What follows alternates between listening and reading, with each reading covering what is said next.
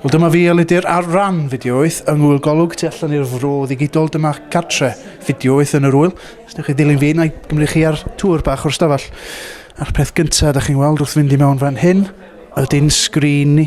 Mae'r Wii U yn rhedeg Mario Kart 8 mewn HD ar y projector yma, a dwi wedi gweld unrhyw beth mor brydferth yn fy mywyd. Os ydych chi'n dod draw fan hyn, y gadar holl bwysig, dyma lle mae'r cystadleuwyr i gyd yn eistedd er mwyn chwarae'r gêm. Rhestr o'r cystadleuwyr fanna, Wii Motes os ydych eisiau nhw, gamepad draw fanna'n chargio, ac ar y bocs Nintendo 64 gwag, fel y professionals yr ydyn ni, y Wii U i hun. Ac yn y briefcase yma, mae rhai o'r gwobra. Sôn am wobra, dyma'r brif wobr da chi'n ennill.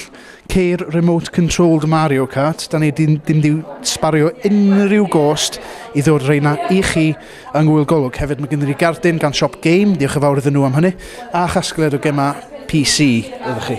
Ac felly, os da ni'n dod draw fan hyn, just er mwyn hwyl, mae gen i hefyd Mario Kart 64, fy hoff game Mario Kart o bosib, tan Mario Kart 8, wrth gwrs.